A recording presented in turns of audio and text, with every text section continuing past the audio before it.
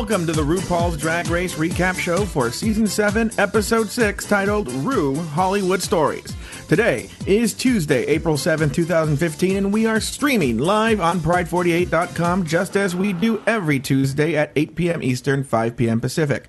My name is Joe Betance from the podcast Catching Up, and I am joined by my two amazing co-hosts. From the podcast Dubious Intent Plus, we have Daniel J. Brewer. Good evening, Mr. Betance. Good evening, Mr. Brewer. How are you? I'm doing ducky. Oh, someone's at the door. And this week we have a very special guest co-host from the podcast Pod is my co-pilot, Taylor the Latte Boy. Now, does this make Donna Suggarz Merle Ginsburg and I'm Michelle Visage? What had happened was, later in the show, we will do three different versions of what had happened to Donna Suggarz tonight.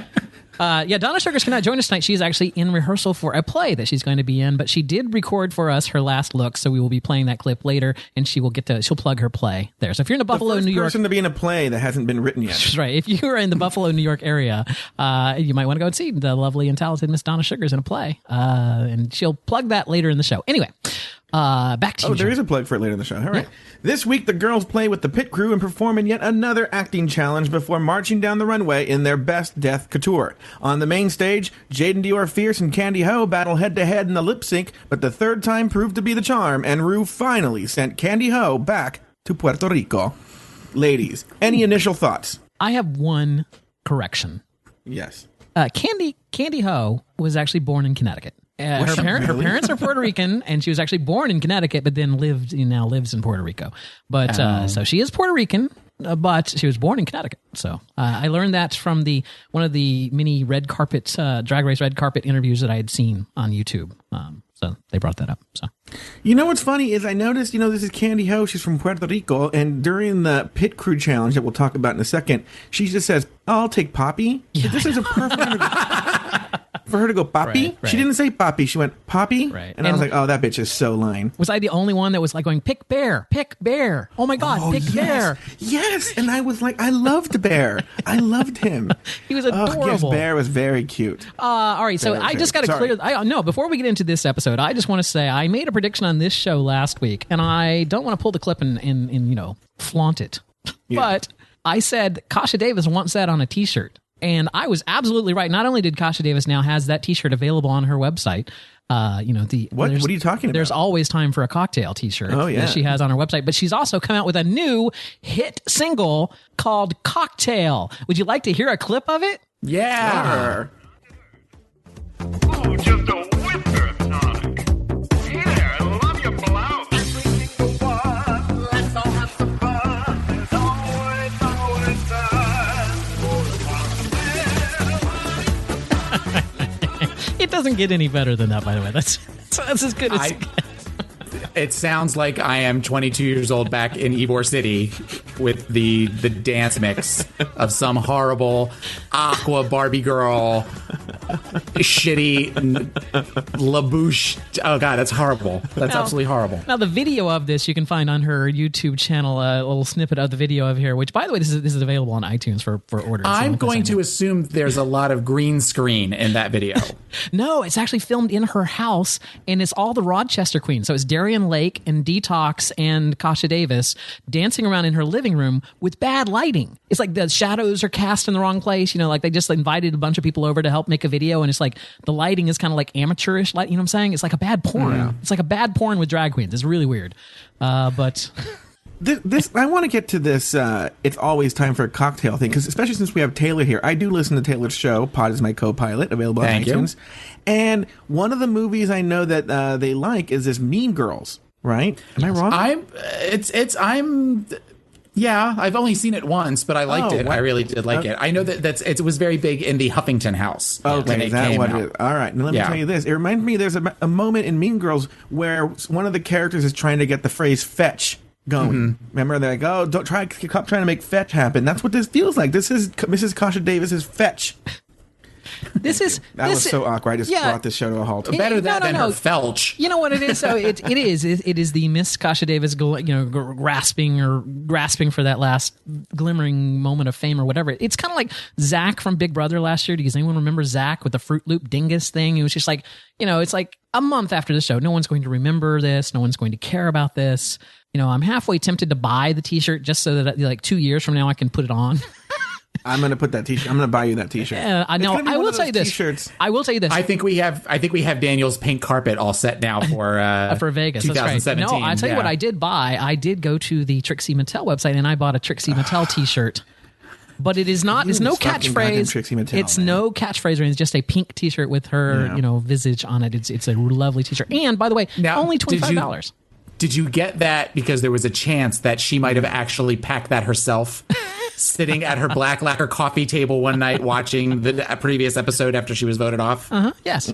Exactly. Did you think she was looking like on the packing stuff like, who's this Daniel? That's Brewer? right. That's what it is. Yeah, because I had the PayPal thing. She'll look at it. She'll go, "Oh, Daniel Brewer. Oh, I'll just sign this one. Wow. I'll sign this one." There's Mrs. Kasha Davis in there for Cacta shirts. It reminds me of, as a Mexican, one of the things that's so amusing when you go to like Tijuana or any sort of low rent Mexican city is you'll see Mexicans who don't understand what they're wearing, but it'll be it'll be like a 13-year-old boy wearing a shirt that says, "I suffer from PMS, putting up with men's shit," And this is what you're going to see 11-year-old boys and TJ wearing. It's always time for a cocktail. It's always time for a cocktail. Excellent. All right, so let's get into the show. We wish you the best of everything, Miss Kasha Davis. If we somehow send you an email to interview you in the future, Kasha Davis. Yes, Thank you. She is a married woman. Well, and you can see Mr. Davis on her website, on her YouTube channel, also. What's his story? Are we liking Mr. Kasha Davis? He doesn't say much. Okay. Anyway, let's get into the show. Back in the workroom after the previous episode's elimination, Candy Ho wipes off the farewell lipstick message from Mrs. Kasha Davis. Be good to yourself. Be good to one another. Love to the moon and back. XOMKD. Go Ginger. That was the first time the only time we'll ever get Daniel to say "Go Ginger." that was my Mrs. Kasha Davis. Yeah. While Candy Ho cleans the mirror, go ahead. Unless he's telling Ramble Redhead to get off the stage in Vegas. Yeah, exactly. While Candy Ho cleans the mirror, she pledges to step up her game. The girls throw some serious shade at Violet, and Miss Fame confesses her growing frustration with Pearl. Because I know you were having like a meltdown. No, I was not feeling it today. I could tell. I was not expecting Pearl to pull through that strong. It makes me frustrated because I am so grateful to be here, and she's like every other day, like, fuck this, I'm out. The energy is so toxic. I can't shower positive energy on that ship. Drama. I don't even want it near me. Ooh. Now, here's the thing. What was the point of this building this up? It never amounted to anything. There was no fight between them. None of them was up for elimination. They built this up throughout the episode. I had to hesitate from pulling clips from my mouth. This doesn't go anywhere. What was this build up here? Well, it doesn't go anywhere in this episode. Now, keep in mind that these have been two very large narrative voices of this program. Right? This season, two of the main narrators for this season, arguably, have been Miss Fame and Pearl. So it could be setting it up for something that's going to happen, down the line. Something that's going to happen 2 or 3 episodes down, or even closer to the ending. And it might have been that it didn't seem like there was a whole lot of conflict that could have been spread out over the course of a show. I know the 3 of you all agreed to not talk about how they edited, but it's Donna's not here. You can do it. I'm not worrying about that. It just seemed very. I thought it was a good episode. It was one of the better episodes of the season, but it's still not necessarily like it didn't blow me away.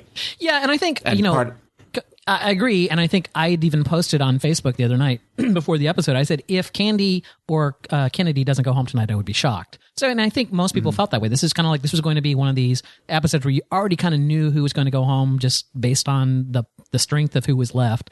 And it kind of, they were just trying to generate some more. I actually really did like this episode overall. I thought it was really, I was kind of bored during it. Really? But I know a lot of people liked it. Maybe, you know what?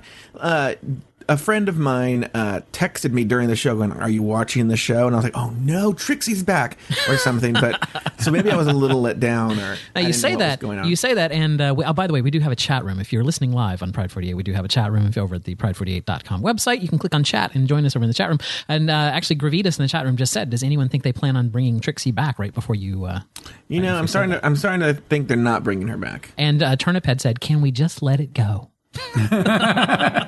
Now this is going to offend you, Daniel, going back to Trixie, though, and we're not letting it go. Now I'm of the opinion is that my opinion now is that she was never really that good of a drag queen, and they just sort of built her up to be better than she was, so that it would seem so much more shocking when she was let go. But I'm thinking maybe she wasn't that strong to begin with. Well, I disagree with that. And it's not that I think she's the greatest drag queen in the history of the world, but I certainly think she's better than a lot of the girls that are left. And that was the shock, was just like, for someone that much better.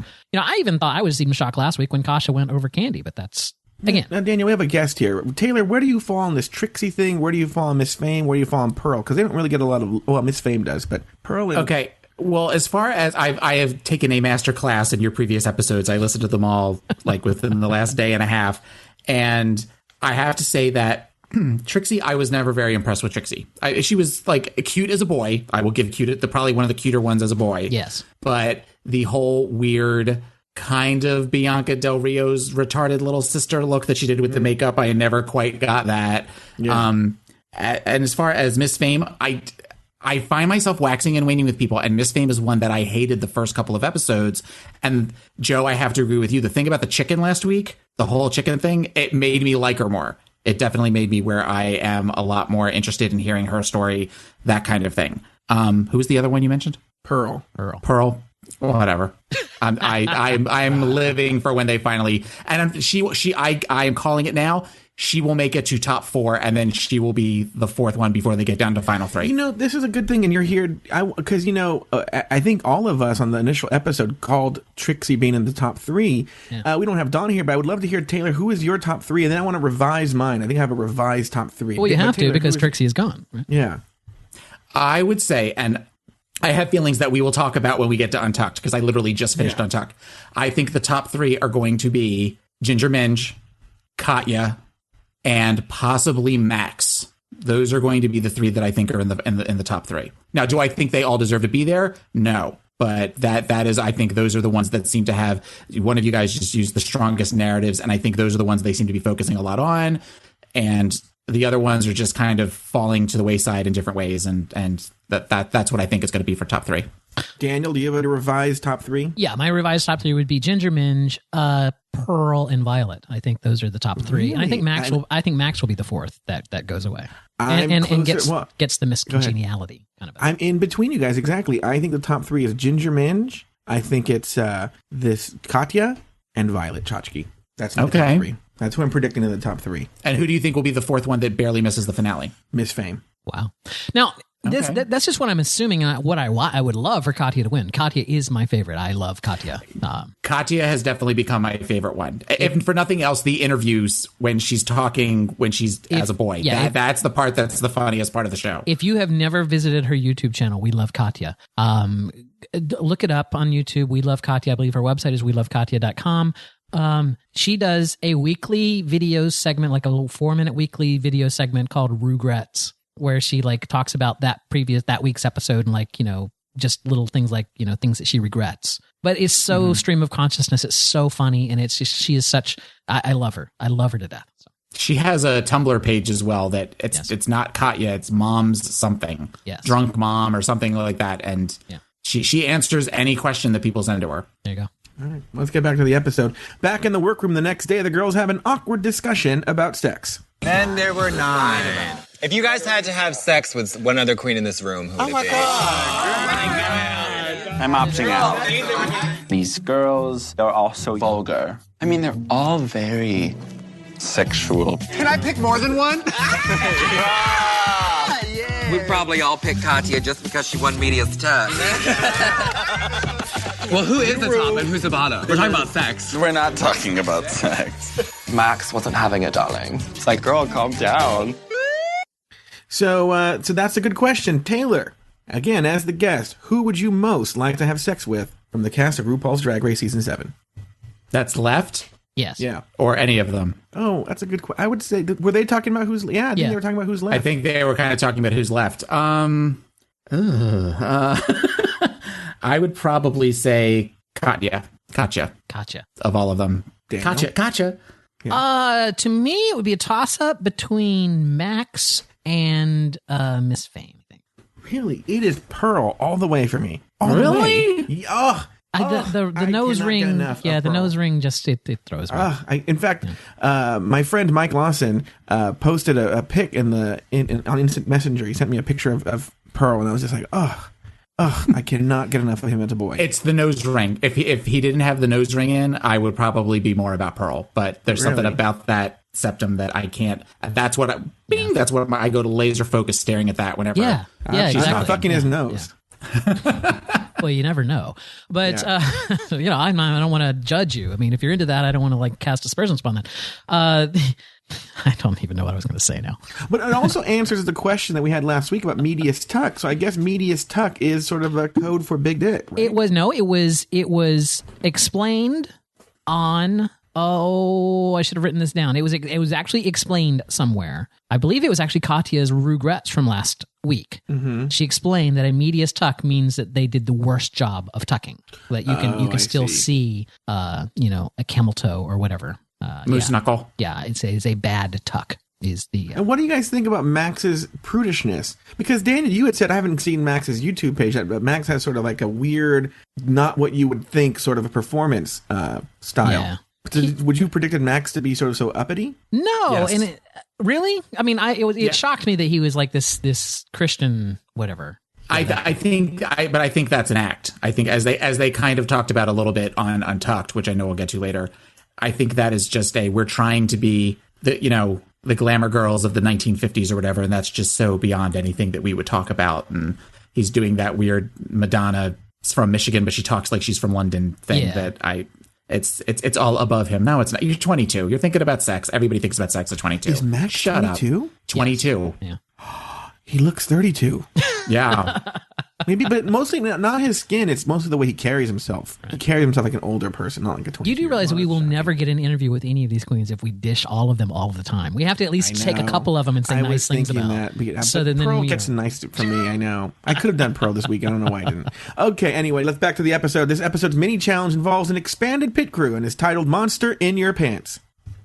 Now for today's mini challenge, we're going to play a little game called Monster in Your Pants. Most of these men have a number tucked inside their just-in-case underwear. Now, you call out a name. He reaches into his drawers and whips it out. All right. Now, you'll need to gobble up as many points as possible. But be careful, because one of you bastards has a monster in your pants. If you pick the monster before you freeze your points, you're out of the game. Pick bear! Pick bear! Oh, I know. I don't remember which one's bear. I don't think Taylor would like Bear. I think Daniel and I have a closer taste in men than Taylor does with us. Bear was he was actually very pale. Yeah, he's kind of a pale, sort of a Twinkie boy. Ripped kind of Twinkie. Yeah. Very porn. I don't get why they didn't have. I guess all the names were supposed to be sort of puns and double entendres because Miles Davis Moody's name on his was something that wasn't his name. Yes. Yeah, it was actually like the hottest. Go ahead. The hottest one to me was the one called Mary. Ugh, Mary. Yes, that's the one. Okay, that was the one that I was like, oh, hello, Mary. Yeah. Mary was good looking. There you go. Mary. Okay, you know what's funny? When I wrote this out, I was trying to explain the game. I didn't want to pull a clip of Rue explaining it, but I was like, it was a half a page long trying to explain this game, and I was like, I'm just going to let Rue do it. All right. Ginger, by the way, comes into the room and has no problems with the contest. Rod. 9. Mary. 8.5. Jack. Whip it out, Jack. Ooh, girl. I think I want to freeze. You want to freeze? I want to freeze. She's going to freeze. I think she had like 24, I think was her score. Meanwhile, Katya is entranced by the beauty of the man and comes up a little short. Yeah.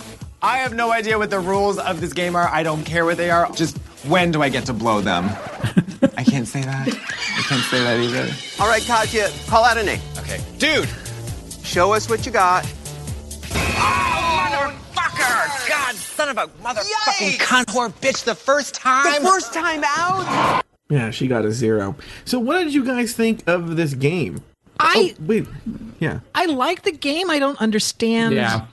Was there more than one monster? Because it seems like, or did they just lie and say that they didn't have any points, like because it seems really odd with that many guys that they would all monster out so quickly without having any points. Just like immediately picking the one guy that had the monster. Well, it also seemed like they didn't use all the guys for every person. It seemed like they narrowed it down. Every person got a different batch. Yeah. Yeah, there was at least 3 or 4 monsters in there, so I think they probably, for editing purposes, they just showed a couple of people that maybe got it and they just kind of didn't have reactions like Katya, so that's why they... Well, I mean, Katya, clearly it was her first try that she got the monster, right? I mean, it was like, that was her first But that try. happened to several people, though. They do a little montage of people doing the first try and they got the monster. Yeah. Yeah. So... Anyway, I like the game. I kind of wish that it would have been closer, right? I mean, it was such a, it didn't really even matter how many points Ginger had. She was the only one that froze that we saw, right? So no one else had any points. It's like everyone else hit a monster and didn't freeze. So. Yeah. Yeah, I think she was the only one that really had points. Yeah, so anyway, moving on. Ginger has the most points and wins the mini challenge. Rue then explains this week's main stage maxi challenge. For this week's Maxi Challenge, you'll be acting in the behind-the-scenes reenactment series, #Rue Hollywood Stories. This week's episode, not that whatever funny, by the way. happened to Merle Ginsburg? Y'all remember Merle? She sat by my side for the first 2 seasons of RuPaul's Drag Race. I could almost see her now. So soft, so wise, so blurry. In teams of 3, you'll portray Merle, myself, and Michelle Visage. Yes! As you reenact our very different versions of what had happened. What happened? As the winner, Ginger won the chance to select her own teammates and to group the other girls into groups for the Maxi Challenge. This week, the teams were Team Ginger consisted of Kennedy, Katya, and Ginger. Team Max was Violet, Candy, and Max. And Team Fame consisted of Pearl, Jaden, and Miss Fame. Miss Fame confesses she is none too happy about being teamed with Pearl yet again. What did you think about the way Ginger teamed these girls up? Any thoughts here, Taylor? Any thoughts here, Daniel? Go ahead, Taylor. Oh, I think it was definitely intended. I think that she did put the two together, Candy and Violet, because they don't get along. Which is smart from a strategy point of view. Well, the thing that threw me strategy-wise was why pick Kennedy? It's like, I understand her picking Katya because Katya is a strong performer, for these kind of challenges. But Kennedy hasn't been really good in these challenges in the past. Why pick Kennedy? Is like that. But of who's left, who would you pick, though? I was going to say, there's nobody good that's left. Yeah, Max would have been good for, like him or not. I mean, Max is a good performer. It's just like, you could pick Max. Even Jaden is better than Kennedy, in my mind. Well, that's sort of my next point, though, is why does Max get sort of the shit end of the stick a lot? Like, I feel Max usually performs very well in these kinds of challenges, and yet they're always putting him in, like, a weaker group, or he's always in a weaker group. Because he's Max, right? Because he's doing this whole prudish thing, because he's doing this whole attitude thing. I'm sure Violet isn't the only one that's, like, making note of that, like, going, oh, why are you, being so weird? It's like, we're gay men. We can talk about sex. It's like... And as we see in Untucked later on, there seems to be a lot of shit that's not being shown. As far as where Max is acting one way when the cameras are on, and as soon as the cameras are off, she's being a little more shady and a little more bitchy. So maybe this is something where Ginger doesn't want the competition or something. I don't know, but she just doesn't want to deal with that, and there may be a personality conflict as to why she didn't pick her that we're not seeing on the main show. Here's a weird theory looking at the groups, though. I wonder how much producer involvement there was, because if you notice, someone has to play Rue, and there's a person of color in every group. And I think maybe they wanted to avoid the whole blackface problem, or because there's a black woman in 2 of the groups, and then there's a Latina, who all the people of color play Rue. Maybe, but I don't think so. I think that was just luck. I don't think that had anything to do, because Candy didn't even really want to play Rue, right? Yeah. I mean, it's just that's kind true. of... So. And then once again, I didn't even pull the clip. Miss Fames is bitching about being with Pearl. I'm like, where did this go? It didn't go anywhere. I think there will be a payoff. Yeah, I think there'll be a payoff later in the season for that. I think they want to be like another Coco Montrese, Alyssa Edwards drama going there. All I know is when Violet said, "Oh my God, I don't want to do another acting challenge," I said, "I'm right there with you." Yeah, she's actually right on this one. There's another fucking acting group challenge? It is. We actually have to do anything alone. We actually have an email about that later. That yes, we're not the only person that ever noticed that. Oh, really? Back in the workroom, Pearl bogged down Team Fame with terrible ideas, while Jaden worried privately and publicly about her abilities in this challenge. Meanwhile, Max tried to keep things positive with his team as Violet struggled to figure out her role, and Team Ginger persevered as Katya worried about being overshadowed by Ginger. Goodbye, Merle. But I'm not going anywhere. Rue and I are great friends. Well, I'm her best friend, okay? And I'm supposed to be a judge here. You got it, Merly girl? Ginger is going to be the evil villain, which is perfect because she's playing it like Ginger Minge as Danny DeVito, as Tony Soprano, as the Fawn, as Michelle Visage. Hey, Merle, how's my cake? Don't you want sprinkles? So I have to find a way to kind of not get overshadowed by Ginger. Excellent. That was a perfect description of her acting method, by the way. But that's the thing, though, is, and we'll get into this more, I actually think Ginger was very good on this challenge. And Daniel, I know you don't like her. What are your thoughts initially right now? She was okay on this challenge because, this challenge was very, very hammy, right? I mean, it was yes, she was good on that. She was fine on the challenge. Oh, wow. Wow, Daniel cracks a little bit on Ginger. Now, Taylor, I happen to know from a personal conversation I've had with you that you do like Ginger Minge. And as we will talk about after watching Untucked, my opinion on that may have changed. Dun, dun, dun. Wow. Dun, dun, dun. Yeah, I thought that all three of the Michelle Visages were not playing, well, I mean, there was the Danny DeVito thing, but Pearl in particular was playing Sharon Needles playing Michelle Visage in Snatch Game her season. Yeah. That seemed very much what they were all trying to convey, that versus being true to Michelle Visage. Is that an age thing though? Because I mean, like, would you know, like, other than her hosting, I mean, other than her judging, would they have a point of reference of like of how Michelle Visage would actually act? You know what I'm saying? It's like, it's not like they it's not like they know her as a performer. Pearl in one point when they were doing their thing did the weird thing that Sharon Needles did with the with the weird like ghoulish face, and I thought that's Sharon Needles. Yes. He's doing a Sharon Needles impression right now. Yeah. So I was like not impressed, but that's that's just my opinion. Far fewer people watch Untucked than, and I guess we can get into this in Untucked and watch the show. So are there people, Daniel, that you think have a better impression of Ginger than would if they watched Untucked? Oh, absolutely. Yeah, absolutely. Yeah. And I think you could take that even to the extreme of, like, if you want to classify me as a super fan or something, like I watch all the ancillary YouTube clips and follow their YouTube channels and their Twitter accounts and stuff.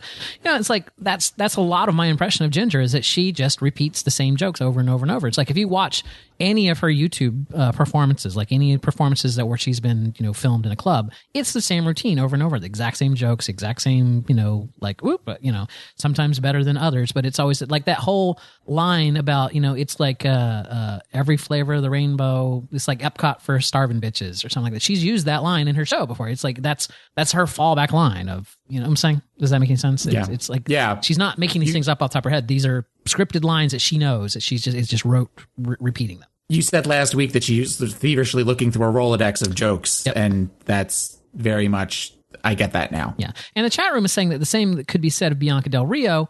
Difference being is that Bianca Del Rio has some fallback lines. I will agree. If you go and watch a lot of Bianca's YouTube channel, stuff, a lot of it is, there are occasional fallback standard jokes that she makes, but a lot of it is really off the cuff. A lot of it is wicked on the spot stuff it's like, I'm not saying that comedians should never repeat material, right? I understand that comedians, hone their material and then they use that to repeat it. And that's perfectly valid. And I'm not faulting them for that.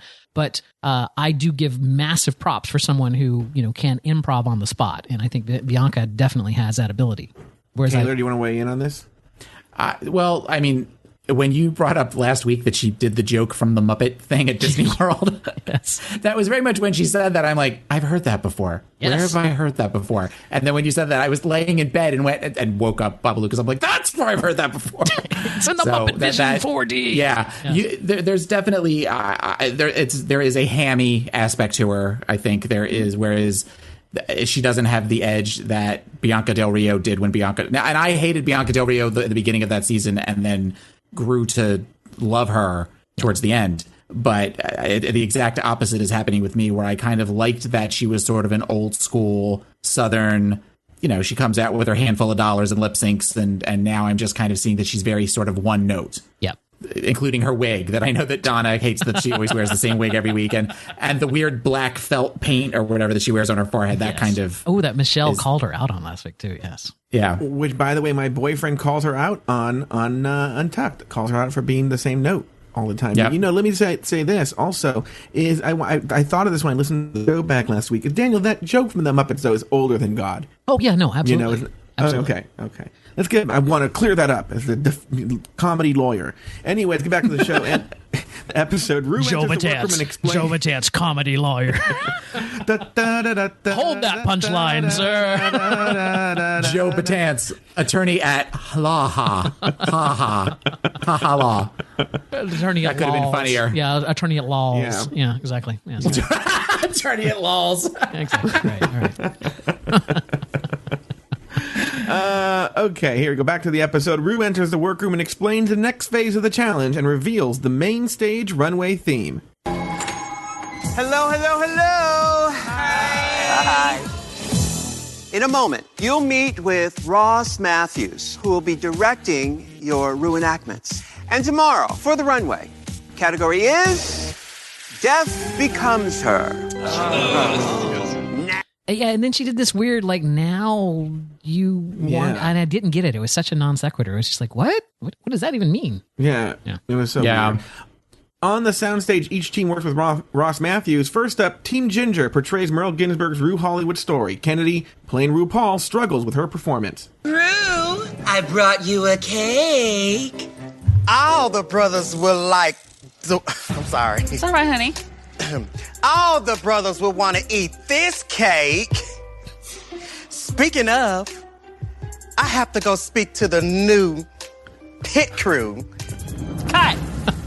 That was a little rocky. Kennedy's RuPaul was the weirdest fucking thing ever.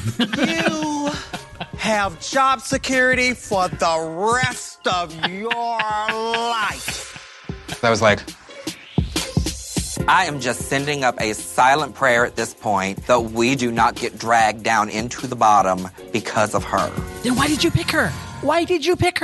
Anyway. I think because they're friends. Yeah. I think Ginger sees herself as a black woman. She's married to a black man. I think she identifies with the black girl. Well, she certainly sprays it on her head enough. I absolutely loved Ross Matthew in this bit, by the way. Yes. No, and the whole segment, you know what? I'm going to tell you something. I'm going to admit something and then turn it around. I wasn't that big of a fan of Ross's up until this episode. I was like, whatever. This episode, this girl turned it out. He did. She brought her Ross Matthews-ness into the show this week, and it was pretty solid the whole episode. We got to really see her for how good she is. Any other thoughts on this clip? The Kennedy Team Ginger thing? I mean, the girl can't read. We've seen this before. Go ahead. I think she was drunk. I mean, there was definitely where she was doing the weird slur in her words and, so you love my body, kind of. She wasn't the one that was shaving the pit crew's back for no apparent reason, right? That was she Jaden. was actually. No, she was. It was like, and that was never explained, and I didn't understand. Yeah, they always cut things out. Yeah, in it those was shows. just really weird. Anyway, sorry. Yeah. Move along.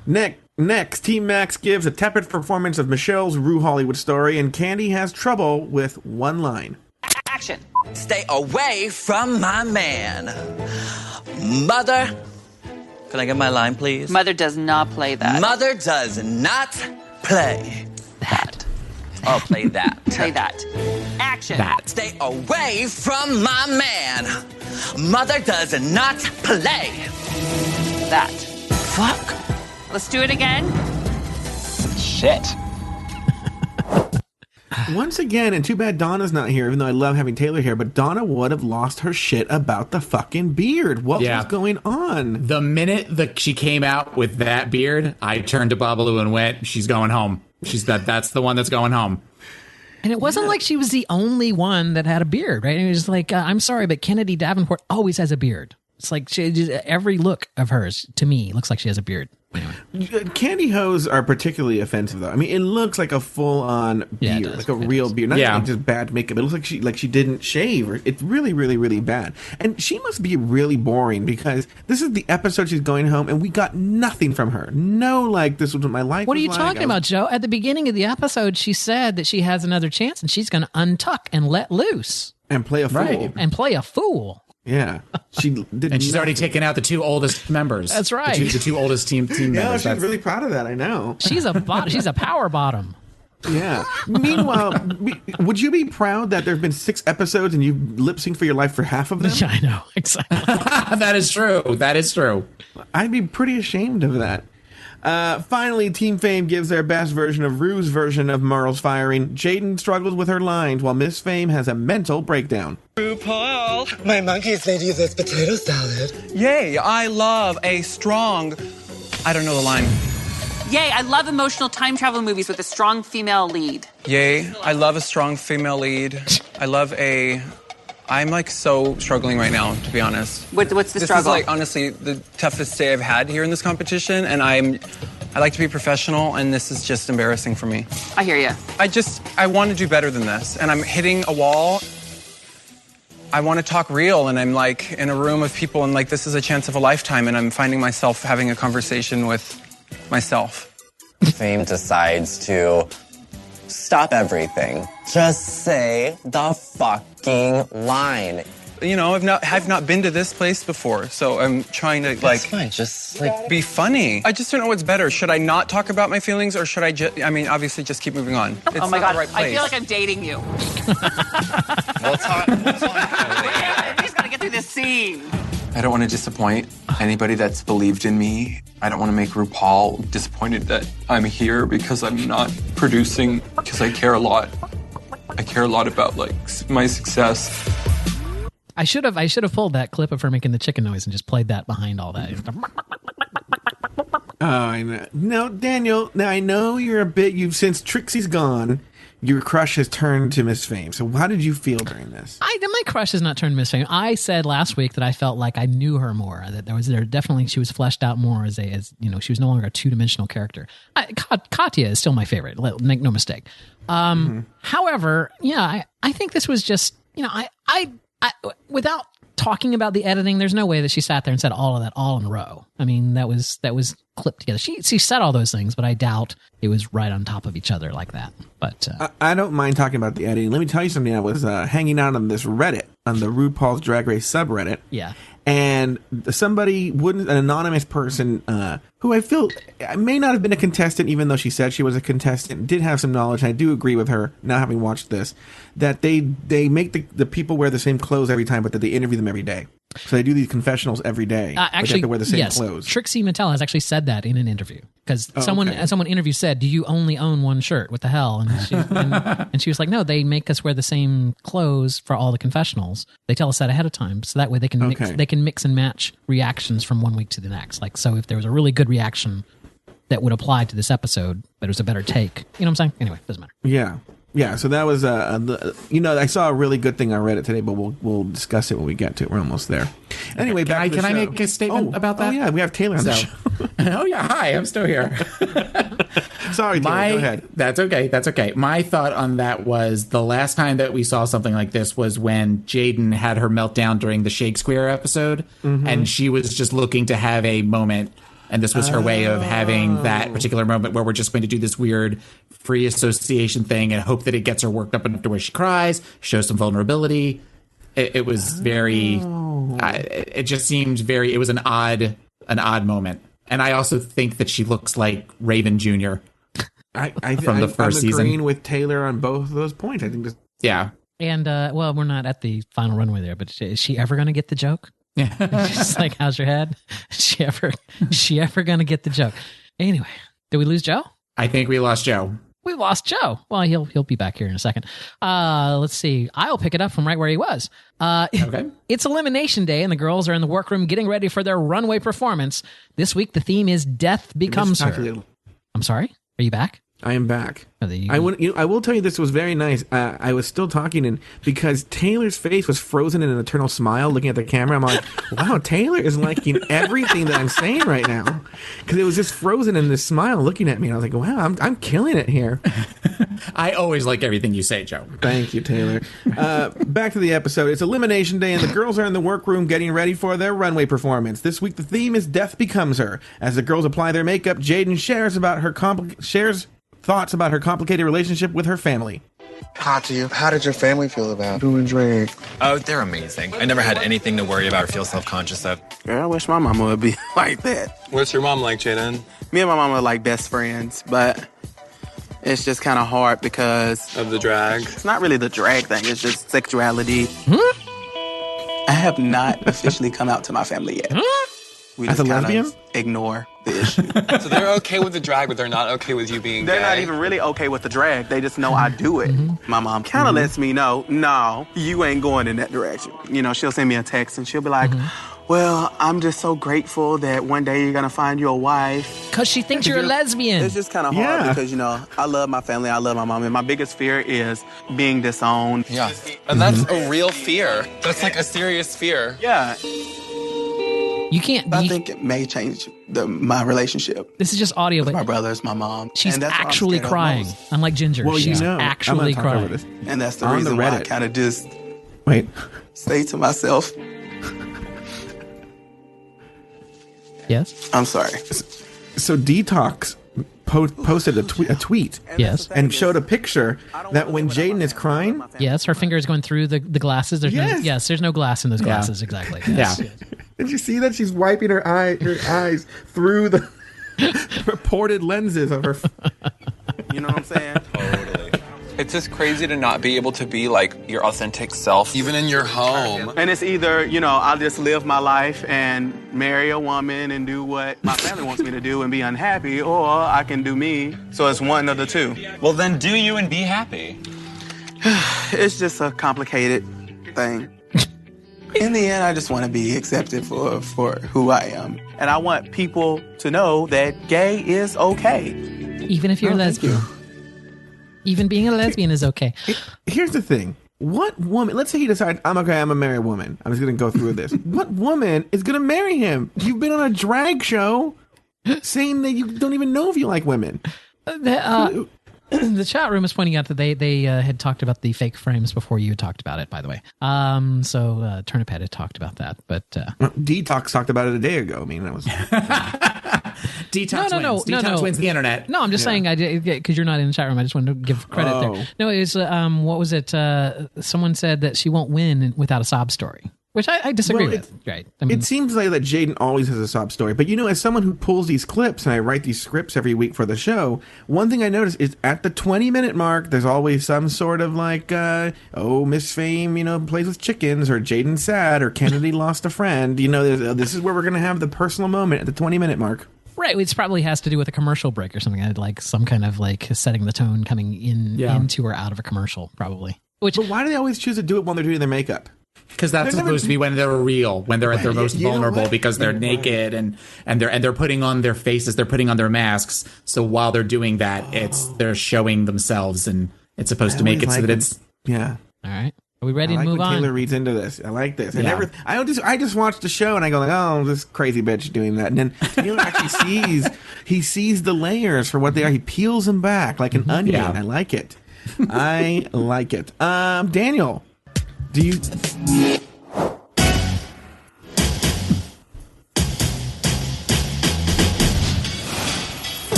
that what you wanted? Yeah. Okay. Can I just read it? Head to toe, let your whole body talk. It doesn't seem that long when you pull it, but it seemed really long. On the main stage, RuPaul strides down the runway in dazzling couture and introduces this week's guest judges, Merle Ginsburg and Ariana Grande. Let's get our opinions on the judges. Daniel, your thoughts on Merle Ginsburg?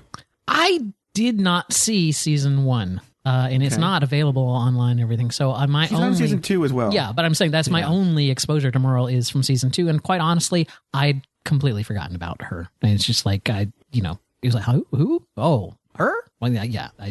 Yeah, you can tell by this that there's a reason why they got somebody new. The reason why they got Michelle, because she was very bland. She was very safe in what she was saying and that kind of stuff. There was no real, there was no, it was almost like oh, you're back. Wow, that's great. Let's look at Michelle.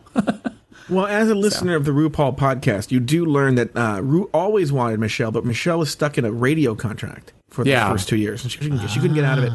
There was a lot of love for Merle on the RuPaul's Drag Race subreddit. They felt that she should replace Carson and just switch off with Ross, that they liked her better than Carson. They felt she brought some sort of a softer edge to the show that the show sort of needs right now, that everyone's a little too hard, a little too edgy. And so there was a little love for Merle Ginsburg that she knew what she was talking about, got the show. I was indifferent towards her. I didn't think she brought anything special, but I didn't hate her. She was fine. No, she was all Ariana right. Grande. I mean, she was just kind of... Yeah, she was whatever. Ariana Grande. Ariana Grande looks... she has just lost so much weight since Big Brother. It's just amazing. I'm sorry, this is a stupid joke. Someone said something to me in the bar last night, and I'm going to get it wrong. Uh-oh. Okay. Uh-oh. No. They were their just ex-boyfriend. No. They were saying in the bar last night that they were, it was right when the show was starting, so I didn't really get a chance to nail them down on the facts. It was the lovely and talented Veronica Mann, by the way, who gave me this fact. It said something that the song that they lip synced to last night, the Ariana Grande, I can't talk. That bitch's song that they lip synced to last night. Okay, Kennedy. Had just come out. Like, it wasn't like a hit. I mean, like, at the time that they filmed this, which was almost a year ago, that song had only been out for like a couple of weeks. So it was like a brand new. Is that how long ago they filmed this? Yeah, almost a year ago. Yeah. So. Oh, I didn't realize it was that long. In early August. Yeah. Oh, wow. Early August. So, yeah, so what's funny is these girls have to then sit on the results and everything for like over 6 months before it comes out. Yeah. Then they know what's going on. I had no idea. Mm-hmm. No idea. Oh, yeah.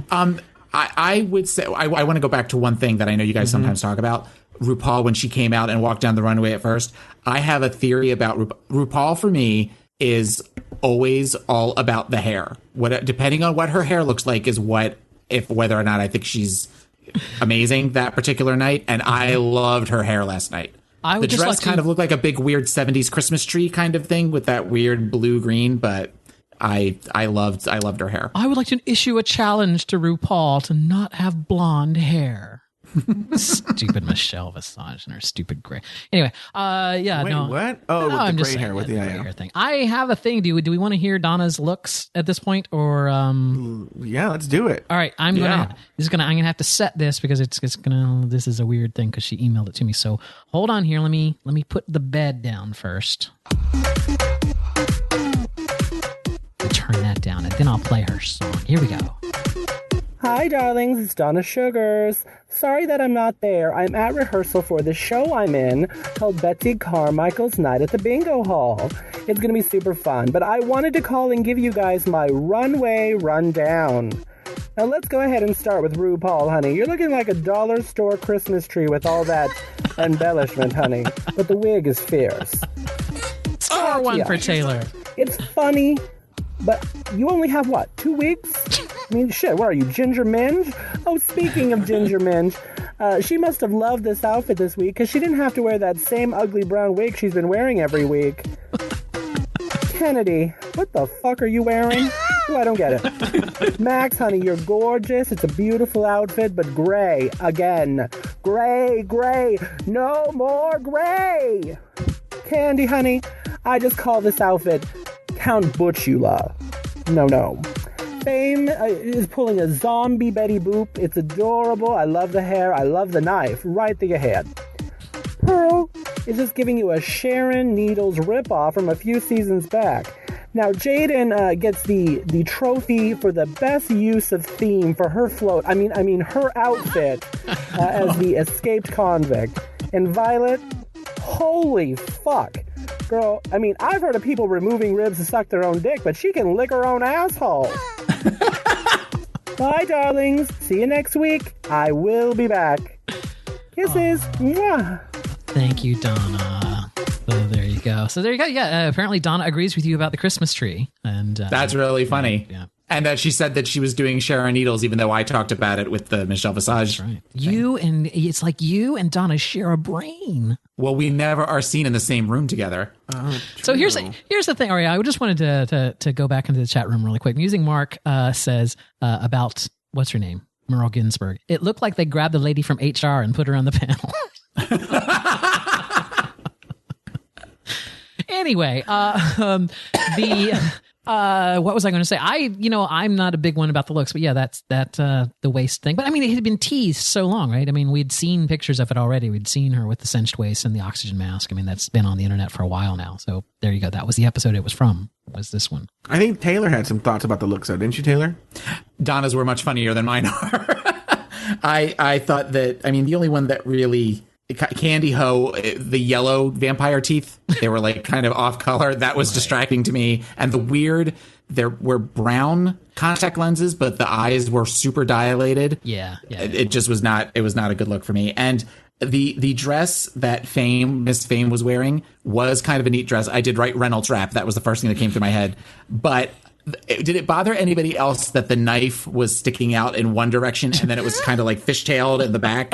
Like it wouldn't actually bend like that and go into somebody. It was just one of those weird, I can't stop looking at that. It could have been the knife could have been bent already. Right? The knife could have started off being bent.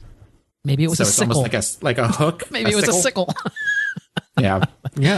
So no, here's the thing though. Candy, not Candy. What's her name? Kennedy. In that horrible space chicken outfit that she was wearing or whatever it was, she tried to explain it twice. She tried to explain it once in the main show as it being something that she was going to morphosize into a glamazon with rocks on her face. And then in Untucked, she's had edited it down to, well, I had been out hooking and then I got burned and then I came back as a glamazon. Right. Well, they mentioned this several times, and I think she addresses this. But we learn a little bit more behind the curtain that the girls know the looks they're supposed to bring. They may not know the reasons why, but they know the looks. Because actually, Pearl, and we'll hear this in Untucked, addresses that she had to use her Death Becomes Her look in the Tan Moms sketch. Because her original look was going to be death by tanning. However, did Kennedy address why her look? She was supposed to prep for it. Do they address that? Ask me again. I'm sorry, I was reading the chat room. What was the question? Well, because we know that they're told the look beforehand, and Kennedy addressed that she knew what the look was supposed to be. Mm-hmm. Is that the word? Daniel just took a drink from the comically large glass of soda. It's just. It's the camera angle. It's just you're seeing the class up near the. It's like it's coming at you. It's in 3D. 3D. Daniel drinks in 3D. Well, I guess we'll address this during Untucked, because it does come up during Untucked. Let's get back to the show. After the runway looks, we get to watch the final products for the Rue Hollywood Stories performances from the girls. Because they were primarily visual, though, I didn't take any clips, so we'll just jump right into the discussion. What did you think? Were there any that particularly stood out that differently than we saw working with Ross Matthews?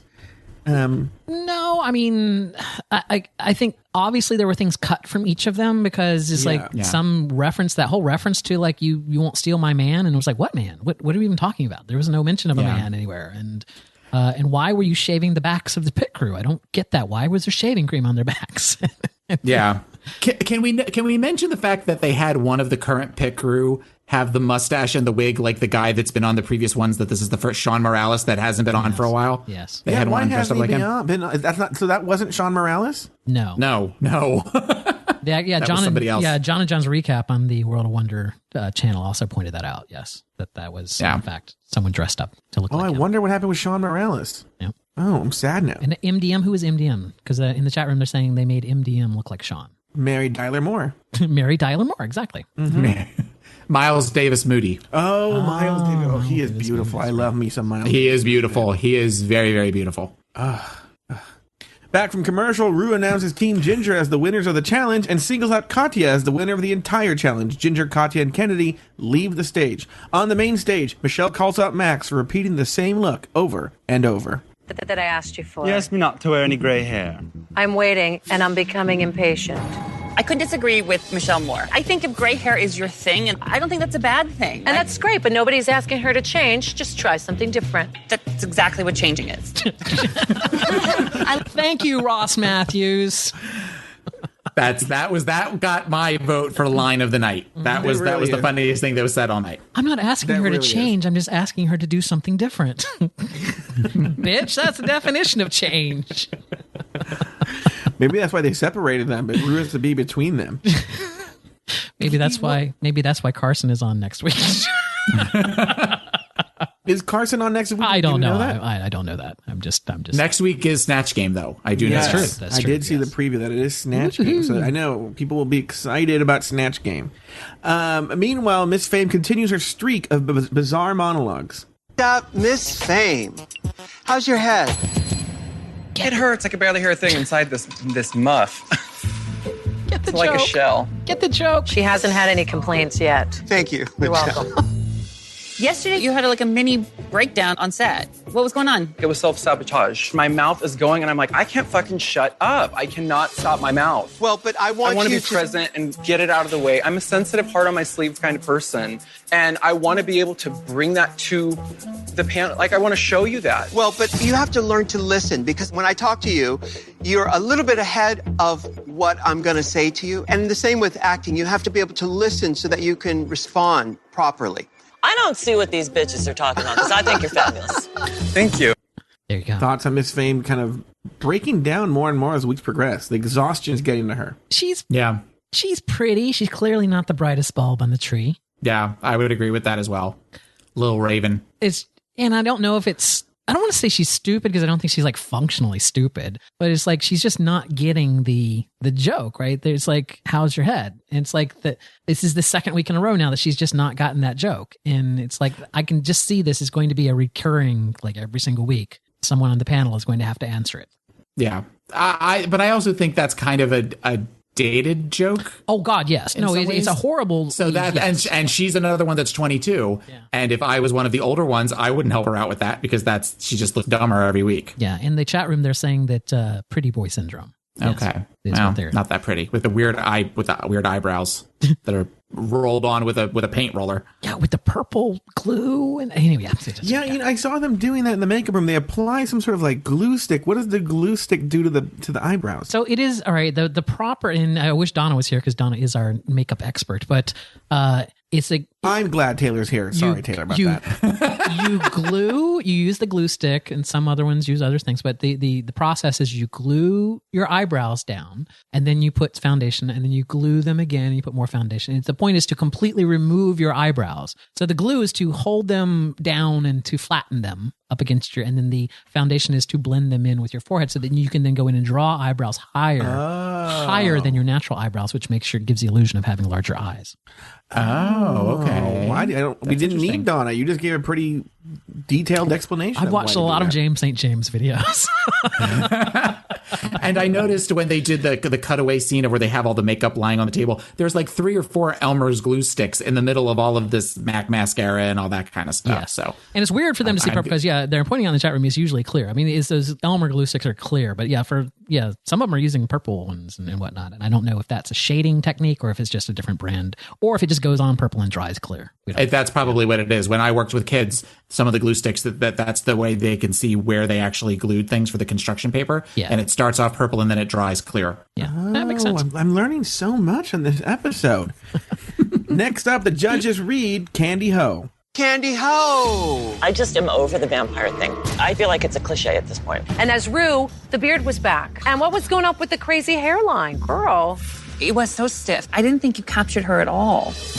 Now, I'll agree with the beard, but what was she saying about the crazy hairline? Because Candy's... You can see her dark hair in the back of the wig. Oh, okay. Yeah. Okay. Because I was saying, Candy's hairline is crazy. If you see it just as a boy, it's like she's like rounded her it almost looks like she's got a wig glued on even as a boy. I mean, I'm saying it's just her hair, the way that she shapes it around her forehead is just weird. It's a weird hairline. She is so much more attractive as a woman than she is as a boy, by the way. That is the biggest discrepancy right there between those two things. Here's what they had to say about Candy Ho during the deliberation. Move on to Candy Ho. I feel like she's flatlined. It was all wrong. I think that she was beautiful and I loved her movement, but I don't find her particularly memorable. Much like my sons. Thanks. Yeah, thanks, Ariana. She had the stupidest things to say. I didn't even pull them, but like it was always like, "It smells good." She was like basically another. She's Jessica Alba 2.0. Yes. Yeah, she really was. You know what? They don't look that different from each other. Well, other than Jessica Alba and Ariana Grande. Yeah, Ariana Grande has the ponytail. Has the ponytail. Yeah. Yeah. Finally, Jaden was also criticized on stage. Stop, Jaden Dior Fierce. I got the convict because I might have dated a few in my day. But for some reason, looking at everybody, I feel like it's just a rung lower than them. Yesterday was frustrating because you didn't know the lines. Yeah. So that bummed me out because I think you're so good. I don't want to make excuses because I hate it when people make excuses. But what had happened is I couldn't read the lines, and then I was trying to read between the lines, and then I couldn't I don't know speak. if you noticed, my glasses do not have lenses. I do. The lenses had left my glasses, and then I couldn't read between the lines. But I don't want to make excuses. Yeah. Yes. And it continued in the deliberation. Jaden Dior Fierce. When I got to sit with her on the set, there were these moments of good, but to get there was so much work. That might be okay if you're doing dinner theater, but on the stage of RuPaul's Drag Race is just not going to cut it. All right. Unless you're doing RuPaul's Drag Race dinner theater. I would pay top dollar for that. Isn't that what Battle of the Seasons is? No, actually, RuPaul's Drag Race dinner theater is...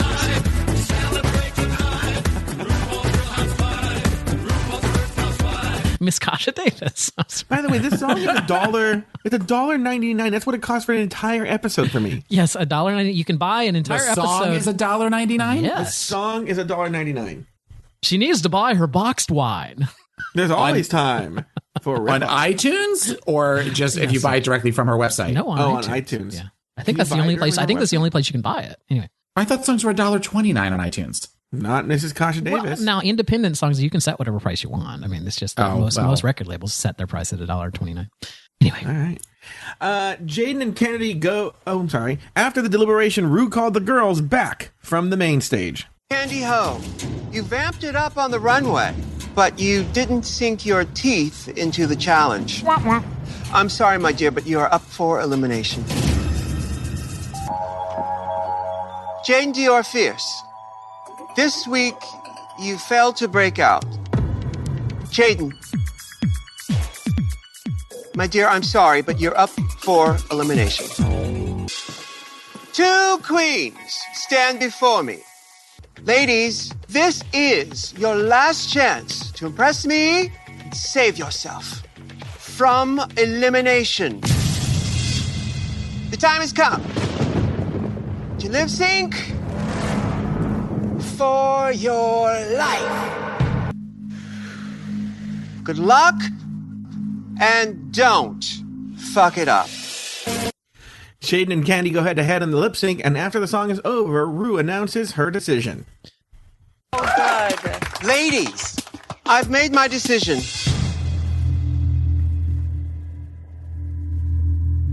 Jaden Dior Fierce. Shantae, you stay.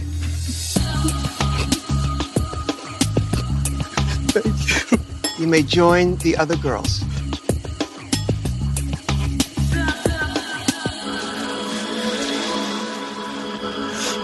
Miss Ho, you came from Puerto Rico, but now the whole world is going to have a candy crush. Now, sashay away.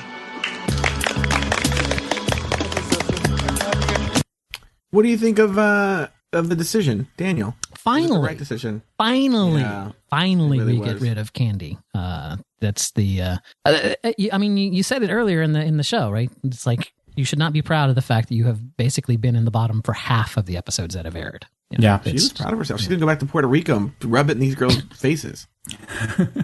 I will say that of all of the lip sync for your life so far, this was my favorite one. I did think that they both did do a really good. I smiled through the whole thing watching both of them. So it was.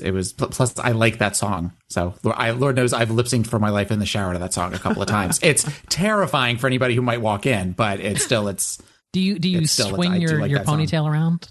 Do you like make a ponytail out of like soap suds and like swing around? Yeah, absolutely. Okay, absolutely. yeah. Slicking the floor for a Cuban to go flying flat on his back and he comes in to ask me a question. So that's. I'll even say I think Candy out lip synced Jaden. But look, the bitch had been the third time. Yeah. Ago. I don't think that, I mean, you could make the case that the strongest lip syncer has not won for the past 3 eliminations, right? I mean, I think Trixie out lip synced Pearl. I think that Kasha out lip synced Candy, and I think that actually probably Candy out lip synced Jaden.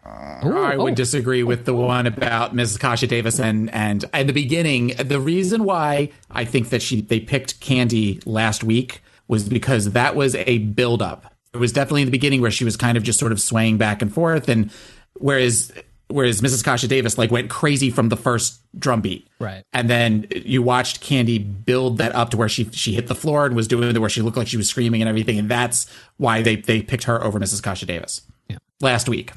So excellent. Well, that was the episode recap, but we can move into Untucked now. But do we have any last thoughts on the episode proper? You want to close out with anything here? Not the show, just the episode proper before we go into Untucked. It played really well in the bar. Like I said, this is probably my favorite episode so far as it being I think they've hit their stride. I think, it was an entertaining episode. There's a lot of laughing at the bar. So when their death becomes her looks came out, and Katya comes out with a shark on her leg, lots of laughing for that. Lots of laughing at most of Katya's, voiceovers last night. I just thought it was a great episode. If you were watching it in the group, you were around people that were laughing because it was one of those that played really well in a group of people. So. Yeah, I usually watch it with a group of people. I usually watch it with my cousins, but they were both in New York. So next week, I will be back to watching it with a group of people. But I've been watching it alone. It is a different experience when you watch it alone. It is. Crying. In your underwear, eating a bowl of ice cream, thinking, why did your life go wrong? Yeah, I've been there. That was season 5 for me. Yeah, I was like, I'm with you, Jaden. I got you back, girl. Dan, did you wipe your tears away by just going through the glass frames as well? The glass I just put on fake lenses. And then I wear my no frames, just lenses. You were holding them between your cheeks and your eyebrows? Yes. Yeah. Okay. Exactly. I would agree with Daniel in that this was probably the best episode of the season. I had mentioned on our show, I think it was either last week or the week before, Pod is my co-pilot, podismycopilot.com, that I was probably only going to give it another couple of episodes and then I was going to be out for the season. Yeah, and I remember that. This kind of reinvigorated me a little bit. We'll see how we go over the next couple, but I would definitely, it gave me a little bit of a kick of, okay, I'm back in, at least temporarily. Well, at least now we're at the point, I know Daniel will disagree with me, but now we're at the point where we've gotten rid of the peripheral people. Now why would I disagree with you? Well, I think you would also throw Kennedy and Jaden in there as well. I would, and I think I will be shocked if Kennedy and Jaden are not the next 2 people to leave. Or, there may be one upset there, but I think for the most part, none of us, honestly, do any of us think that Kennedy or Jaden are going to be in the top 3 or 4? No. I don't think anyone's making that case. So, I mean, we're at the point now where we're getting to know our top 4, whoever they may be. We're getting to know them more. And I think we can all agree that it's definitely not Kennedy or Jaden. So, yeah. Supposedly there's some dance Kennedy does that we're supposed to wait for. But she's known for this dance that she does. Dying to see it. She is a zombie dance or something. You know what I'm kind of waiting for, and I read this in an article or something, that they're going to do a Shark Tank takeoff this season. A Shark Tank takeoff? Yeah, where the girls have to present some sort of product, and I guess Rue and Michelle and the judges are like the Shark Tank. Oh boy! So another group challenge. That'll be fun.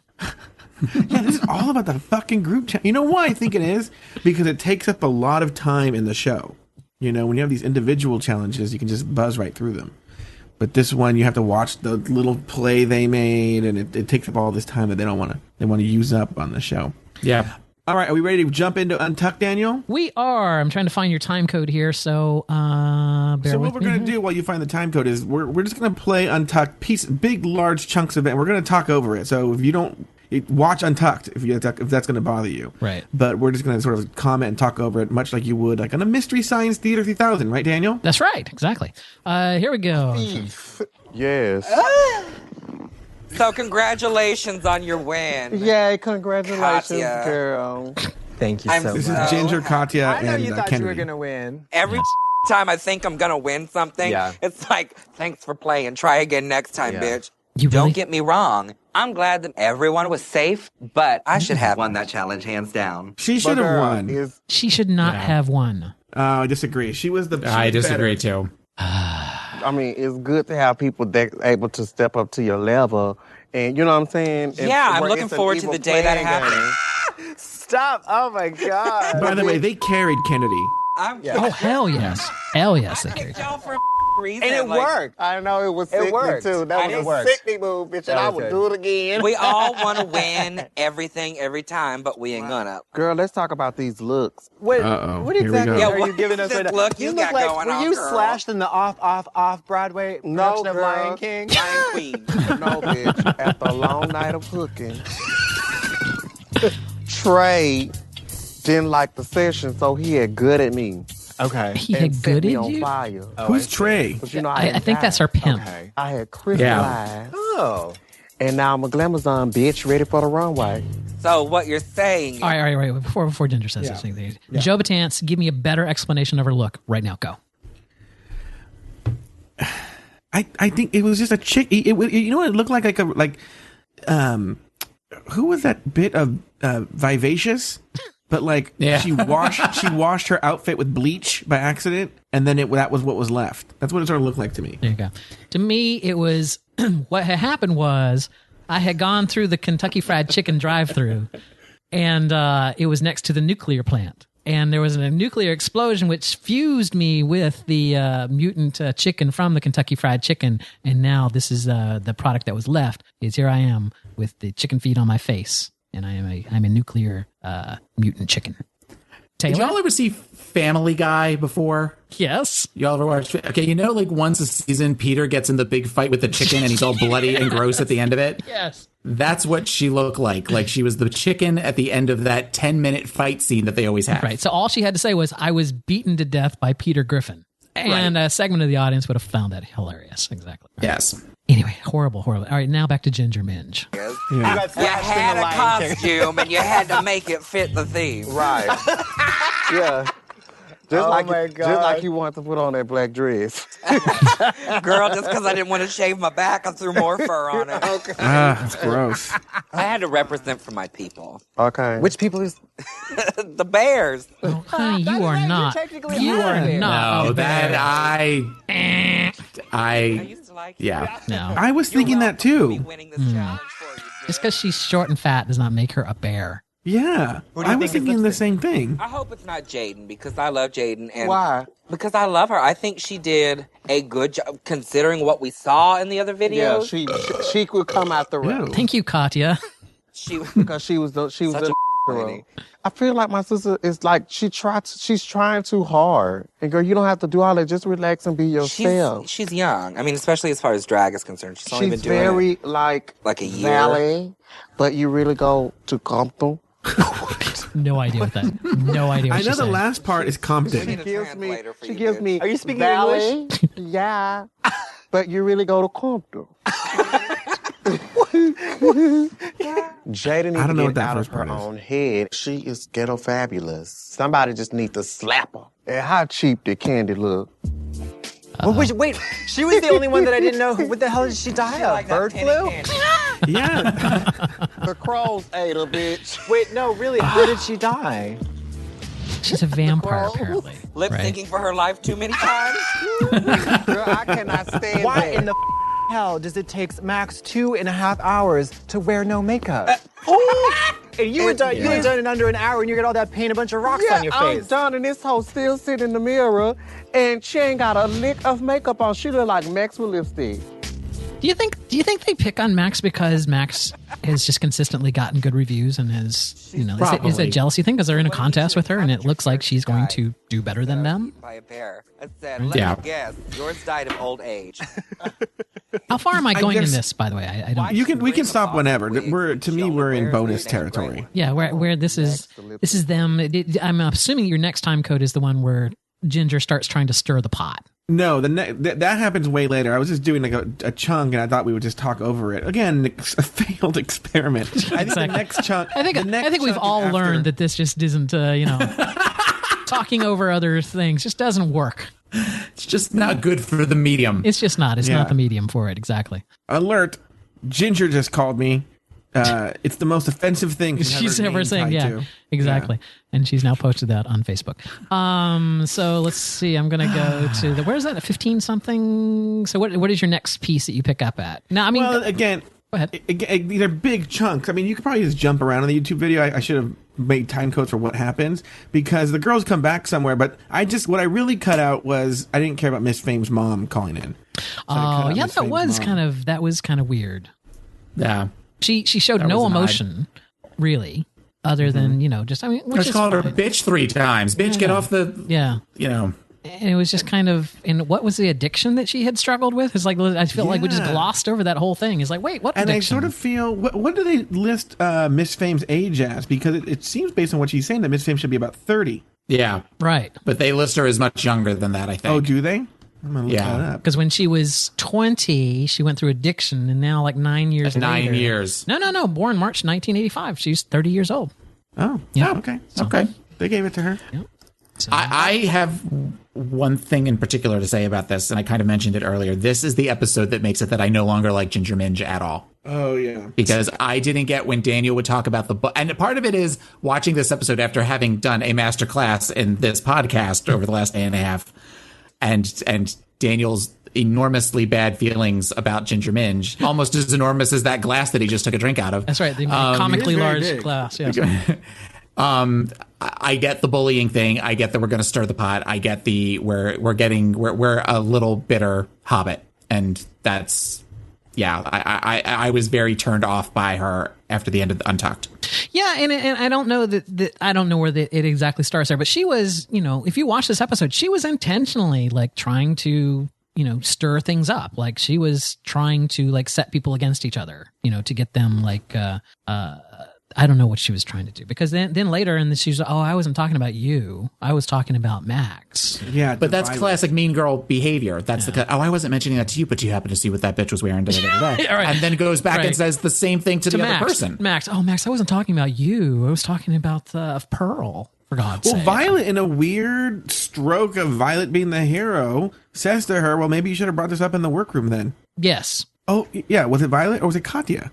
No, it was Violet. No, it was Violet. It was Violet, yeah. She said, maybe you should have brought this up in the workroom. I'm like, whoa, go Violet. Yeah, I think I think Max even was calling out Kennedy during some of this stuff. It's like, what was that face for? What were you making that face for? See, to me, Kennedy, I was very neutral about Kennedy, and this made me very much not like her. Because Kennedy basically said, I didn't say anything because, if I don't have anything nice to say, then I'm not going to say anything. And she's like, girl, that's so not true. But then she also says in the same breath, she said, if I had something to say to you, I'd say it to your face. Right, exactly, right. Yeah, exactly. Right. Yeah. It's kind of like that Jasmine. It's like that Jasmine Masters. Let me just, if someone slaps you in the face, you don't have to slap them back. You punch them back. It's like because God said so. I don't know. It's just really weird. I think that these girls were really, really tired. Once again, having read a little bit about their production schedule, they just get one day off a week. So it's like they do episode after episode after episode. They are 6 days on, 1 day off. Yeah. And this is probably the end of a streak of being on. And as we see, and they mentioned in the Untucked, they can't beat off. They don't have porn to watch. I think now I am going to object to that. I think they just weren't, because Katya even said she brought a DVD, but they didn't have DVD players. It's like, when I travel, my porn is on my tablet. You know what I'm saying? It's downloaded on my tablet. They're not going to let them have. They're not going to let them have their tablets because of Wi-Fi. No. They will let them have their tablet. They won't let them connect to the Wi-Fi, right? But the thought is, and then how they control that? What if they have a 3G tablet? I mean, but I would bring something. I would bring an iPod or or something that wasn't Wi-Fi enabled. In other words, I would make sure I had porn. Is what I'm trying to tell you right now. That's what I'm trying to tell you right now. I would make sure because you have something called priorities. I do. I have priorities. Damn it! It's like I would have packed my little shampoo, my little conditioner, and porn. I don't know at this point if they are separated from each other. Well, I think I think what's going on in that Untucked that you're talking about, that they're doing like a Survivor thing. Yeah. So in Survivor, they're also isolated from each other, and they see each other for the first time in the first episode. So that's obviously very important for this show. Oh yeah, it is. Revealed in the workroom. It is. In fact, in an interview, Trixie said that that they can hear them being announced, but they can't see them. So they hear their names being said and they hear what they say in the room, but before they go in. And so Trixie was like, she was like the 6th or 7th person going in. And she's like, I heard the names of these people going in. It's like, oh, great. What are they going to think of me when I go in there? And it's like, I know there's these other people in there.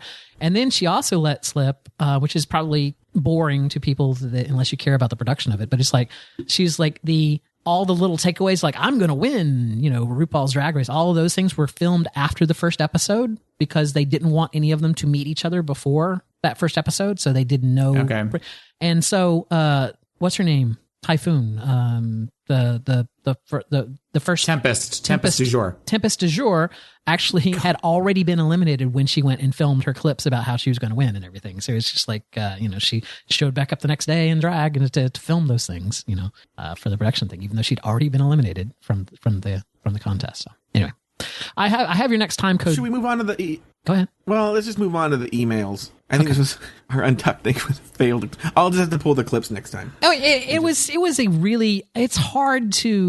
would be really hard to pull the clips from that Untucked episode because so much of it was just snide little. They were very long. Yeah, and there was just snide little backbiting things. It was like, wow. It was like one of the things that before we move to the email, one of the things that I disagree with is that at one point Ginger says to Kennedy, like, oh, well, us big girls, they're trying to get rid of us big girls. But it's like, I disagree with that. I don't think that they're like intentionally trying to get rid of, the big girls off there, but some of the outfits they wear, big girls should not be wearing those kind of outfits because they just don't look good. You know what I mean? It's like, it's not a matter of whether you're a big girl or not. It's a matter of your taste level. Yeah. Really. They're trying to get rid of us. They're trying to get rid of us. Bitch, when were you lip syncing for your life this season? Yeah. It's not that they're trying to get rid of the big girls, that they're trying to get rid of you. Right. Exactly. So. Yeah. I'm trying to think because, like Latrice Royale, I think she went, Darian Lake went far, but I don't know why she went as far as she did. But Latrice Royale, I felt, they weren't trying to get rid of her. She's beloved, It's not like... She went pretty far. She was top 4, final 4, right? Yeah. Darian Lake made it top 6, right? So, top 3. Top 3? She was top 4. Yeah. She's top 4. So I don't think that, I think that's just a misnomer, right? That's like the whole Christians like saying that, they're being persecuted or whatever. It's like, a lot of them are big. It's like, I don't think that... Christians? No, a lot of the girls. A lot of Christians are big. A lot of Christians are big too. Yeah, I will go there too. All right, we have this thing. Oh, girl, you got email. We have email. Let's get right to it, shall we? These emails came in to us at rdrr@pride48.com, and our first one comes in from Musing Mark, who says, "Now sashay away. Hi guys and Donna." Hi. I love that. Well, you're one of the guys, right? I love that Donna's the girl. All right. Musing Mark. It's me, Donna Suggarz. Get into it. As much as I love Drag Race and love the new format of Untucked, this season's contestants are a bit lacking. In previous seasons, it was okay to have a bunch of lesser queens because there was usually a star who would emerge victorious. But this year, nobody seems like a true star. None of the girls seem to be at the level of a Sharon Needles, a Jinx Monsoon, a Courtney Act, or even a Manila Luzon. Did I get that right? Yes. What do you think? I would agree with that. But then like you watch Survivor or An Amazing Race, and there's sometimes on a reality show you don't get the greatest characters, like especially after, I think last year's characters were so big, right? Like, Bianca, Adore, it's just Courtney. These are really big, fun to watch people. They, of course, now you're comparing it, that's fresh in your mind and you're comparing it, and these people do not stack up against them. However, if this season came like right after season 2, I don't think we would be having the same conversation. I think there would be some, you would find someone interesting, is what I'm trying to say. Well, but I think if this came after season 2, there wouldn't have been a season 7. I think that the show is beloved enough and has such a strong fan base that they're able to kind of maybe let a season kind of slide a little bit and then have to come back next season with a bigger cast. Yeah, and that's I think the thing. Yeah, and I think go ahead. No, you go ahead. There was such a strong streak there. From season 3 through season 6. 3, 4, 5, and 6 were so, and even including All Stars, were so good, just so strong. Season after season after season after season. But like, you're just gonna have to have an off one, you know. And I don't think it's that off. It's an okay season. It's not my favorite season if I had to rate them. Yeah, but it's not horrible. At this point, I think they've settled into their to their things. I've accepted that. He continues, do you think that RuPaul has grown weary of his own show? He seems to just be going through the motions. Maybe it's time to wrap it up, have one more Drag Race Hall of Fame season, and call it a day. I'd be interested to hear your thoughts. I saw this on April 1st. Someone posted a thing saying that, Logos, basically said that there's just going to be one more season of RuPaul's Drag Race, and then they're going to do an all-star seasons and be done. Why? It was an April Fool's, and I don't trust anything that comes out on April 1st as being solid news. But here's the thing. I know that this has been rumored and people are talking about this. Now, whether it's just, idle speculation or whatever thing, I would not put it past Logo not having the show for more than another year or so, because I think that the relationship between Ru and Logo is very strained. Like, I could see them doing a Project Runway where they jump networks, like maybe they go to Bravo or whatever. But, and so they're like riding out their contract on Logo so that they can then go to a better network. Because this show makes money, right? This show makes money. It costs nothing to produce. It makes money. And the beauty of it is that even if RuPaul is tired of doing this, she doesn't have to host the show. She can bring in someone else to host it. It can still be called RuPaul's Drag Race. She only has to show up for the final or whatever. You know what I'm saying? It's like, you can kind of do the whole Project Runway where you don't have to have Heidi Klum on it. You can have, another host run the project. You just see what I'm saying? It's like, Alyssa Milano? Yeah, but I'm just saying RuPaul doesn't have to host it. If she gets tired, she can still make the money, right? She doesn't need to just like stop producing the show. Yeah, but would you watch it? Would you watch it if she wasn't the host? If that feels like a very jump the shark kind of thing. If suddenly she's not hosting it anymore. If she was there, like, at the beginning and at the end, and she just didn't do the day-to-day, like, whatever, like they had a different mentor, like a Tim Gunn kind of character that did the mentoring during the first part, and Ru only showed up for the judging at the end. Yeah, I would still watch it.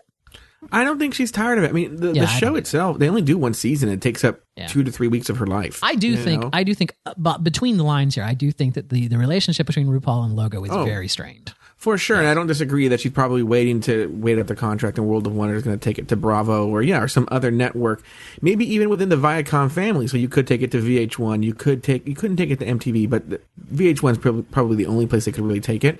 But isn't Logo owned? Or isn't Logo, MTV, and VH1 all owned by the same company? Aren't they all Viacom? That's what I'm saying. They could just move over, but they might go to Bravo. Okay. They might go to Bravo. They might go to some other network that would give Bravo would give a lot more money for this show. Maybe she is. Maybe she's just waiting it out, because Logo, let's face it, just doesn't have the money. They've been talking on the podcast too of going to London and doing it. Right. So maybe that could change things up. We get some Euro queens in there that could totally mix it up. So yeah, and I think the show just sometimes.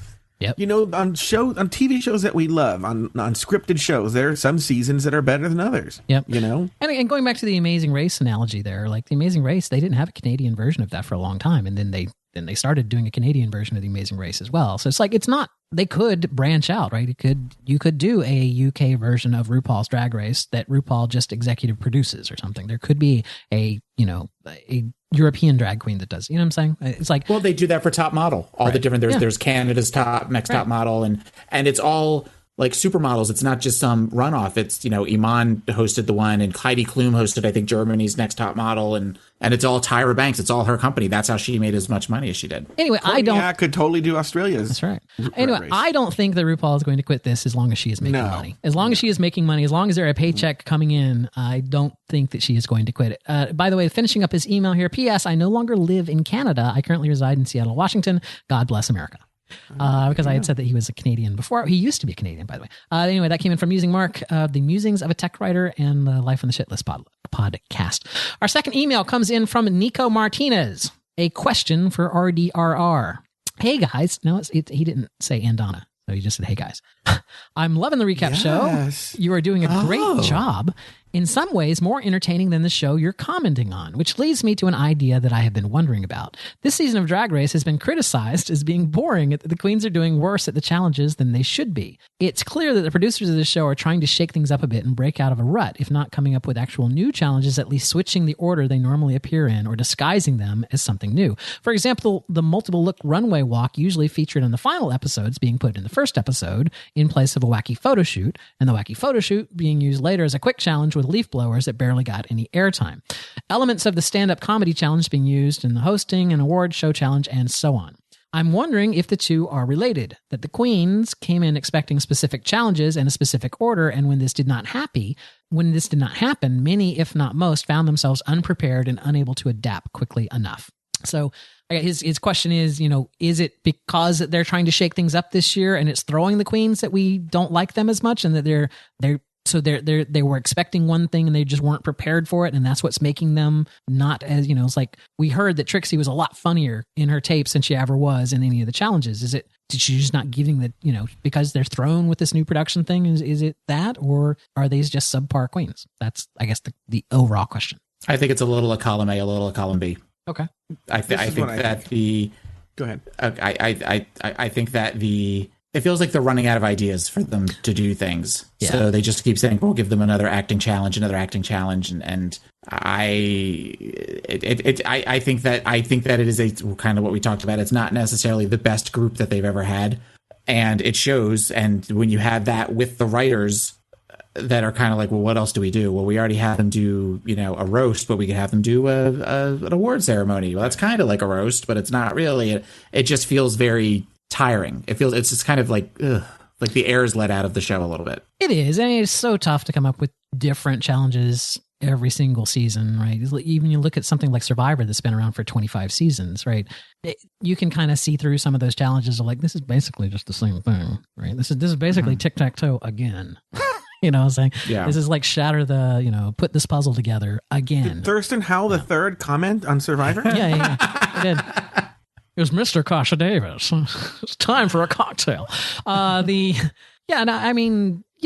was happy to see the goofy photo challenge kind of be downplayed because I always hated that. But here's the thing. One, they don't need to change these competitions. It's not like the Olympics are like, oh, we've done these Olympics for 100 years. Yeah, why don't we, we're going to change up the decathlon. We're going to put in new events and not tell them. We want to see the decathlon. We know what's coming in the decathlon. We know what's going to happen. Just show it to us, right? One. Mm-hmm. Two, I think this is just a casting problem, and it's not necessarily casting's fault. As a comedian, there have been jokes that I've written that I'm like, this is going to fucking destroy so hard when I try this out. And this is why you try it out and you go on stage and it fucking falls so hard. You fall so flat in your face. And then there's some throwaway joke that you just like, oh, whatever, this joke. And it kills. You just can't predict once you get all the combination of things together. You can't predict how it's going to work. And so I think they cast a show as the best they could. I don't see a problem with casting any of these queens. And then sometimes the chemistry just doesn't work. On the previous email, somebody mentioned Courtney Act. I don't think she was particularly compelling last season, but she was in a mix of people who were very compelling, and that just sort of brought her up to the top. Right. But sometimes, you cast this and you just hope that they react the way you want them to react and make great television, and they don't. And again, I think they did make some mistakes in eliminations. I don't think they should have eliminated Jasmine as early as they did, and I don't think they should have eliminated Trixie as early as they did, because those people were interesting television. Yeah. And they got, Jasmine would have mixed shit up for reals, and they got rid of her episode 2 or 3. Yeah. Episode 3. And so, I think there were some decisions there on eliminating things and some casting things that they couldn't predict, and that's sort of the problem with this season. But they shouldn't change those competitions. Everyone's looking forward to Snatch Game. Yes, true. Episode number 3, email number 3 came in from Turniphead from the Canadas and says the subject is visage. Was Michelle being bitchy for effect, or was it genuine? In terms of what? Just her being bitchy, I guess, with Merle and just the whole... She was particularly cold, I thought, in her bitchiness. It wasn't the usual, I love Michelle Visage. I have dreams of being friends with her in real life. Oh, really? And she Aren't was... you? Oh, God. Is it Taffy just Taffy Visage? Florida's Michelle Visage. Taffy Florida's... I'm going to have that printed on a jacket for her. A satin jacket. And she was I get that she was probably trying to do the whole, Merle's back and I'm not happy about it, all that kind of thing. But it read really weird. Well, and I saw this week. So what? It was very severe, but I kind of liked it. No, it looked great, I liked the hair up. It made her seem much more severe, and so it made, even if she's trying to be sort of facetious, it made it come off as sincere.